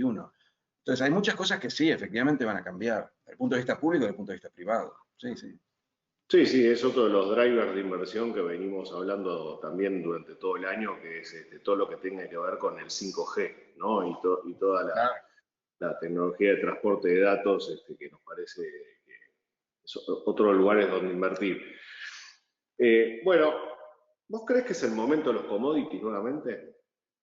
Eso me hicieron la pregunta el otro día. Las tasas te ayudan y China se recupera rápido, pero no vas a tener un boom. No creo, mi respuesta fue y es que no vas a tener un boom como tuviste en el principio de los 2000. No creo que venga eso en términos ¿Por qué? reales. ¿Por qué? Bueno, porque aquel boom estaba básicamente basado en un incremento de la demanda más rápido que el de la oferta. La demanda era la china o la del sudeste asiático. La oferta aumentaba, pero no aumentaba a la misma velocidad. Hoy el crecimiento de esa demanda se ha estabilizado y está incluso, te diría, cambiando su composición de nuevo en la medida que China aumenta sus ingresos, sigue aumentando sus ingresos. Entonces no vas a tener ese motor de la aceleración de la demanda. La aceleración de la demanda hizo que de pronto los precios subieran de manera exorbitante durante un tiempo y después se sostuvieran. Yo creo que los precios hoy se van a sostener en términos reales, pueden incluso subir, pero no se van a... Para volver a aquella tendencia tendrías que subir, no sé, 50%. Si no lo Vos veo. ahí, Estamos estás hablando de grano, vos estás hablando de grano, ¿no? Porque el tema petrolero... de Morphy, digamos, correcto. Ok, porque creo que vale la pena aclarar que yo te hice la pregunta a propósito general, pero vale la pena aclarar que hay situaciones muy diferentes, ¿no? Porque hablemos de los granos, ya respondiste, creo pero que es interesante que hay digamos, un precio sostenido, ¿no? Por las tasas. Sí. ¿Cómo ves a los metales preciosos, el oro y la plata, frente a esta enorme emisión monetaria, frente a la tasa cero, frente a todo este despelote que va en contra de todos los manuales de economía que nos enseñaron? Mirá, o sea, desde el punto de vista especulativo puede darse algún rebrote porque mucha gente piensa que esto es inflacionario. Me preguntás a mí, yo no creo que sea inflacionario. Tampoco lo creía con el quantitative easing en el 2009. Entonces, a la larga, no vas a tener un sostén persistente de los, si querés, los sustitutos del dólar como unidad, como medio de ahorro, unidad de reserva. Pero me parece que hoy las tasas bajas son estructurales, básicamente, y que no hay, así como se fueron inflacionantes, no se van a ir a inflación ahora. Y aparte diría más, son tan bajas que si efectivamente se fueran a inflación, tenés espacio para, la Reserva Federal tiene espacio para mandar señales que de alguna forma la morigeren. Entonces, en la medida en que yo crea que esto no es inflacionario, cualquier demanda de oro va a ser especulativa y transitoria, porque finalmente es el miedo a la inflación, el miedo a la decadencia del dólar, si se quiere, como unidad de reserva internacional, lo que mueve otros activos sustitutos. Yo no soy fan del oro, pero digo, el día de mañana puede subir básicamente porque hay gente que se asusta. Yo no estoy asustado por los próximos años con el tema de deuda de países desarrollados, que es un poco el driver ahí. Ok. Digamos que cuando uno habla de inflación puede estar hablando de inflación de activos o de inflación de precios, ¿no? Sí. Los argentinos estamos muy acostumbrados a hablar de inflación de precios. Pero yo en este caso no quiero hablar de inflación de precios, quiero hablar de inflación de activos, porque en otras ocasiones donde hubo baja de tasas muy fuertes para sostener mercados, como fue después de la caída del Nasdaq en el 2000, que la tasa bajó el amigo Greenspan la bajó de 6 a 1%, y en el 2008 con la caída de Lima y la crisis subprime, que también se bajó la tasa fuertemente y hubo los quantitative easing que ya conocemos, no hubo inflación de precios, pero sí hubo inflación de activos, ¿no? Distintos tipos de activos. En la época de la gran moderación, en los primeros 2000, sí, hubo inflación de activos y de activos incluyendo el real estate y llegaron, todavía están discutiendo si fue burbuja o no, pero claramente llevaron a una crisis y estuvo relacionado con la tasa. En el caso de la post-crisis mundial, yo creo que no, lo que hubo fue una recuperación, pero no hubo en términos de los niveles anteriores una burbuja o algo que pareciera una burbuja. Lo que sí hubo una rápida recuperación de los activos mucho antes que la recuperación de la economía real. La crisis duró 6 meses, ¿no? El 9 de marzo empezaron a subir los activos financieros, los activos de riesgo, y no se detuvieron más. Bueno, un poco les pegó la crisis europea, pero digamos, ya fue bastante más tarde. No creo que haya sido inflación de activos. Yo creo que eso ya lo ves ahora. Yo creo que el nivel de S&P hoy refleja esta tasa y refleja la perspectiva, que creo que es cada vez más de consenso, incluso oficial, que las tasas no van a subir en los próximos 2 años. Entonces, ya está apreciado en ese sentido. Entonces, no encuentro nada nuevo. Vos viste, sabés mejor que yo, para que los activos se muevan, tiene que haber alguna novedad. No encuentro ninguna novedad en relación a la tasa. La novedad puede ser negativa en todo caso, pero el consenso hoy es que esas tasas no se mueven. No se mueven. ¿Entendés? No, digamos, mucho más bajo no pueden caer y no se mueven. Yo coincido con esa visión, por lo que te decía antes, porque veo que estructuralmente hay un exceso de ahorro y no hay un boom tecnológico que genere una demanda de fondos prestables en el mundo. Pero bueno, hay gente que es más escéptica y piensa en el oro básicamente porque piensa que esto es la muerte del dólar, que están emitiendo de más, que la deuda, miran mucho la deuda. O sea, te olvides que el tema de un activo, de una moneda de reserva es muy tautológico, muy circular. A veces uno se pregunta por qué el dólar y bueno, porque funciona, pero detrás hay una reserva federal, hay un país que funciona históricamente bien, consistente, y un país que puede pagar su deuda, que no va a tener una crisis financiera, no va a tener que licuar deuda. Entonces, cuando vos ves que la deuda sube, tenés temor de que eventualmente se vean necesitados de licuarla, y entonces te corres del dólar y vas a estos sustitutos. Y ahí el oro se beneficia. Yo no veo hoy esa necesidad, porque entiendo que las tasas de interés hoy obedecen a una cuestión más estructural global, que es exceso de ahorro, déficit de activos de reserva, si querés. Sería, hablaste de exceso de ahorro, ¿no? Claro, pero es lo mismo que decir, si nosotros tuviéramos varios Estados Unidos emitiendo a mansalva, bueno, al final tenés mucho en qué ahorrar. Hay un exceso de ahorro que va generalmente a lo que nosotros llamamos liquidez, que son los bonos soberanos de los emisores de moneda de reserva. Esa es la liquidez. Entonces, lo que veo es que hoy no parece haber un exceso, no parece haber un exceso de... parece haber un exceso de ahorro, no parece haber un exceso de emisión, básicamente porque si no, tendrías estos bonos cayendo. Yo creo que lo que hoy tenés es déficit de activos. Vos como ahorrista, como inversor, ¿invertirías en un bono que te paga 0 de tasa? ¿Por cuánto tiempo? Es una buena pregunta. Yo, digamos, en algún momento voy a tener que pensar a ver cómo hago en ese escenario, porque para el ahorrista es un escenario de mierda, claramente. O sea, es como que te van robando un poquito, te van robando un poquito. Privado. O sea, viste que vos tenés dos formas. Tenés el tipo que es empleado, afuera sobre todo, es empleado y tiene un programa de jubilación, un plan de jubilación muy, muy generoso. Después en el tipo que ahorra solo y dice, total, yo después invierto mi guita y vivo de rentas. Vivir de rentas dejó de existir. Es un problema. Ese problema, si me preguntás, no sé cómo se resuelve, francamente. Obviamente te obliga a tomar más riesgo, pero bueno, finalmente estás tomando riesgo. No nos engañemos. Pero hoy sí es un problema para el ahorrista. Posiblemente pase algo de lo que pasó con la subprime en los primeros 2000, que es que el ahorrista va a tomar un riesgo a veces indebido, puede ser. Sí, la verdad que yo no tengo una respuesta para eso, porque entiendo que me estoy matando. Ahí es donde se corre el riesgo de las inflaciones de activos, ¿no? O la burbuja. Claro, cuando el ahorrista se canse de que básicamente pagar para que le tomen el dinero, el problema es que compre cualquier cosa, como yo en esa época estaba trabajando en Barclays y nada, durante la crisis me enteré que Barclays, el banco comercial, estaba lleno de subprime. Y dije, ¿qué pasó?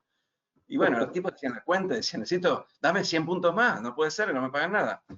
Y se comieron un pufo, pero quiero decir, forzado, puede ser que tengas, sí, alguna inflación. No lo veo ahora, pero puede ser que generes en algún punto una burbuja en algún lugar. Hoy no los veo. Y suponete que ese inversor, esa pregunta que te hice a vos, se la hacemos a los chinos. O sea, China, ¿va a seguir ahorrando en bonos del Tesoro americano a tasa cero? ¿O en algún momento va a decir, che, compro oro, no sé? Ok, pero vos tenés que tener en cuenta una cosa. Tenés que tener en cuenta una cosa, Claudio. Hay dos motivos por los cuales vos compras el Treasury. Uno es para ahorrar, y eso es pensarlo desde el punto de vista del ciclo de vida o de la renta permanente. Es para ahorrar para la vejez. Y el otro es para cubrirte. ¿Sí? El Treasury puede ser que hoy no te pague nada, pero no deja de ser el mejor hedge. Y los chinos no creo que lo hayan comprado para vivir de renta. Creo que lo compraron en gran medida como hedge. Y en la crisis global, los treasuries pagaron big time. Entonces, y la misma razón por la cual lo compran los bancos centrales. El Banco Central no quiere vivir de rentas, pero lo que quiere es tener algo que correlacione negativamente con tus otros ingresos. A mí me parece que Estados Unidos está vendiendo su confianza bien cara y Carísimo. todos los habitantes del mundo por ahora la estamos comprando. Los Pero gringos acuñaron una frase, Claudio, que es un término que es el exorbitant privilege, porque ellos, como tienen el privilegio exorbitante de emitir la moneda de transacción mundial. Sí, nos están matando todos, ya lo sabemos, pero como también para usar una expresión gringa, sigue siendo la camisa menos sucia, the least dirty shirt. Entonces, no hay ninguna razón por la cual no sigan teniendo ese privilegio exorbitante. Eso es parte de la razón por la cual, nada, no te pagan nada para tener su treasury. Pero eso en no el, implica que vos sueltes los treasuries. Eso es lo que te quiero decir. claro, en el país de los ciegos el tuerto es rey, decís vos, pero la verdad que hoy Estados Unidos es el que más se está emitiendo de todo el mundo, más que los europeos, más que los japoneses, más que los chinos. No sé, yo no soy tan... Te mostré la barra, o sea, masivo. Yo no soy tan optimista como vos con esa dinámica. No digo que vaya a pasar mañana ni pasado, pero preferiría tener alguna otra cosa que treasuries. Yo espero que tengas razón. Yo soy pesimista con mis ahorros.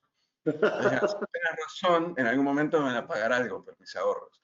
Pero la verdad es que hay muchas veces se ha pensado en esos términos, y lo que vos decís tiene toda la lógica. Y sí es cierto que si en algún momento todos se ponen de acuerdo y dicen el treasury ya no me gusta más, y lo vuelcan al mercado, ese papel vale nada. Pero no sucede porque no hay donde, lo que vos vendés de treasury lo tenés que poner en otro lado. Exacto. Y no tenés dónde ponerlo. Y bueno, algún día va a pasar, me parece. Bueno, vamos llegando al final. Te quería hacer un par de preguntas más. Una que tiene que ver bueno, este año viste lo que ha pasado con el petróleo, ¿no? Que se vino abajo como un piano exacerbado. Bueno, llegó a valer negativo en un fin de mes. Sí, igual eso fue un problema distinto, ¿no? Lo del negativo, ¿sabes? Sí. De carry, físico. Pero digamos, lo que es cierto es que otro de los grandes desafíos que estamos enfrentando los seres humanos en esta era es el climate change, ¿no? El tema del cambio climático y todo lo que ello conlleva. Y el petróleo realmente está siendo, ya mundialmente estamos en la necesidad de reemplazar carbón, petróleo por energías renovables y eso se está viendo a nivel mundial en todos lados. ¿Cómo ves esa dinámica?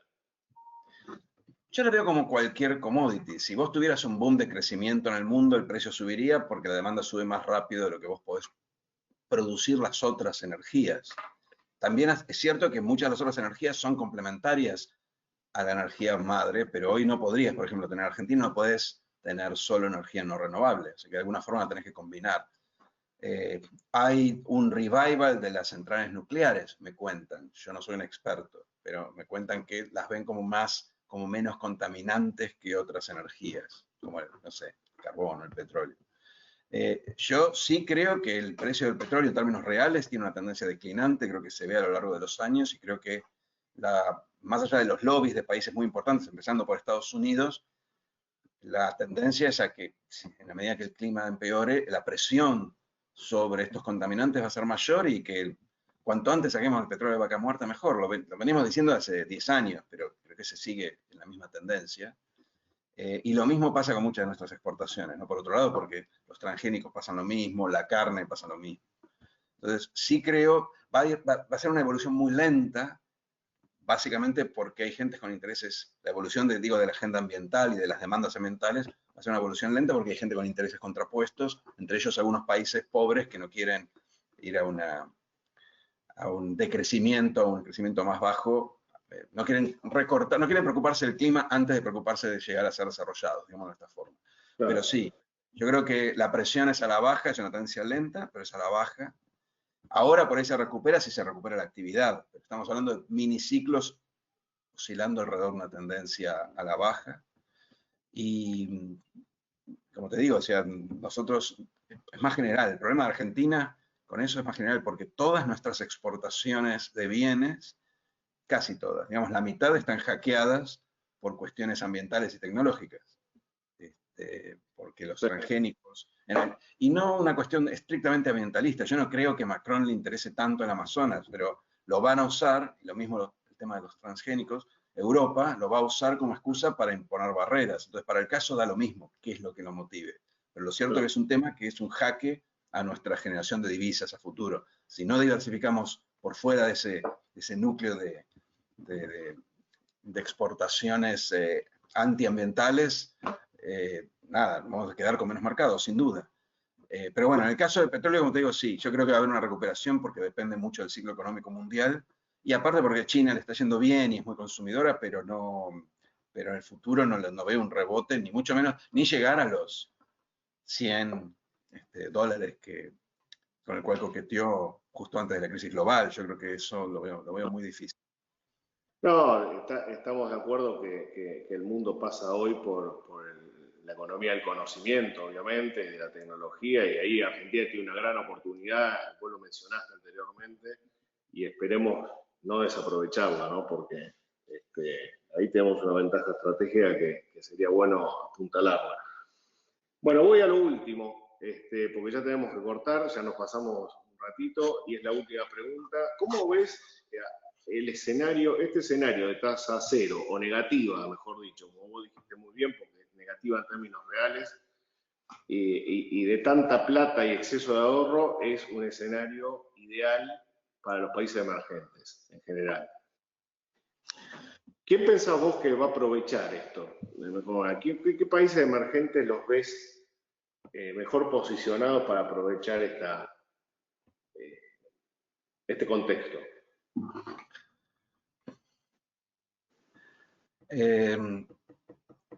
Estoy pensando, o sea, porque pienso en algunos países latinoamericanos, sin duda, países como Chile o Perú pueden salir de su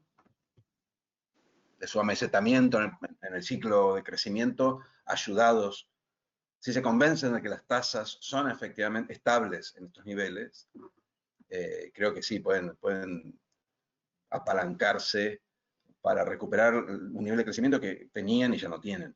Pero a nivel más general del mundo, la verdad que me cuesta pensarlo porque yo diría los países que tienen déficit fiscal, pero digamos, los países tienen que corregir su déficit, no es, creo que estamos invirtiendo la lógica si decimos favorece a los que tienen déficit.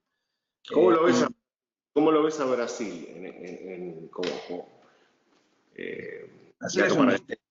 Brasil es un misterio para mí, porque yo siempre usaba medio en chiste el moto de que Brasil nunca deja de decepcionar, porque si uno hacía la serie de proyecciones de consenso, siempre veía que a fines del año anterior lo veían creciendo, no sé, al 3 o al 5, y después a lo largo del año iba cayendo, y al final terminaban en 0. Y esta vez hizo lo contrario. Todo el mundo pensaba que iba a ser un desastre, y la verdad que le está yendo el doble de bien que el promedio latinoamericano. Yo creo que Brasil, digamos, cuanto peor mejor. O sea, cuando la gestión se centra en la economía, y creo que más allá de lo que uno piensa de Bolsonaro, ha sido muy consistente en el apoyo del equipo económico, en particular su ministro de Economía, en términos de crecimiento, no en términos sociales, éticos, políticos, ideológicos, en términos pura y exclusivamente de crecimiento y de crecimiento del valor de sus activos, le va bien. Y ahí hay algo que nosotros creo que merece un debate mucho más profundo, pero si vos como prioridad número 1 a 10 tenés el crecimiento, y si tenés el poder político para priorizar de esa manera, cosa que no pocos tienen, creces más. Y Brasil está mostrando eso. Después tenés un montón de críticas de todo tipo, muchas de las cuales yo suscribo. Pero si vos me preguntás por el crecimiento, tenés un presidente que básicamente sus banderas son las banderas del ministro de Economía y prioriza el crecimiento, y de hecho lo hemos visto en su tratamiento del COVID, no paró la economía. Por ahí está mal, pero crece. Entonces ahí tenés, como te digo, tenés una tensión, si querés, ideológica o de pensamiento, pero al final del día el resultado siempre te va a dar que si priorizás fundamentalmente y con poder político una variable, esa variable le va a ir mejor. Bueno, nosotros lo vemos también a China y a Asia, digamos, con mucha proyección, ¿no? Con este nuevo. Parecía que los chinos hubieran inventado el virus, lo tiraron para acá y ahora arreglense ustedes y yo me corto solo. Claro. Por ahí no sé si algo no tiene, mira. China despegó y nos dejó, ahora estamos todos corriendo detrás. El tema con China para mí es que nunca sabes muy bien qué es lo que hay en esos números. Es decir, siempre hay que tenés como un caveat asociado a la veracidad de sus números de crecimiento, pero también de sus números de deuda, del nivel de endeudamiento, hay mucha deuda escondida, nunca te queda muy claro. Todo lo demás apunta a que China va a hacer un soft landing, en ese sentido viene haciendo un soft landing, no ha logrado cambiar su modelo de crecimiento, lo cual es una gran asignatura pendiente, no ha logrado virar de la demanda externa a la demanda doméstica, pero hasta ahora la ha manejado bien, no hay ninguna razón, a ver, no hay ninguna razón para pensar como los Rubinis del mundo, que está siempre al borde de una crisis financiera terminal en China que va a llevar a todos puestos. Yo no creo que sea eso. Siempre tenés el temor de que por ahí no estés viendo la película correcta porque no es tan transparente en la forma en que te presenta los datos. Pero si crees en los datos, China, yo creo que va a ser, China y Estados Unidos van a ser ganadores de esta pandemia. Los dos. No sé cómo se van a relacionar después. Igual yo creo que existe una alta probabilidad de que gane Biden, en cuyo caso esa guerra se va a desactivar un poco. Pero los dos van a ser ganadores. Bueno, Eduardo, un placer, muchas gracias por tu tiempo, gracias por compartir este Bala Stocks y gracias a todos nuevamente por estar con nosotros. Fue un placer y nos vemos el miércoles que viene. Hasta la próxima. Chau, chau.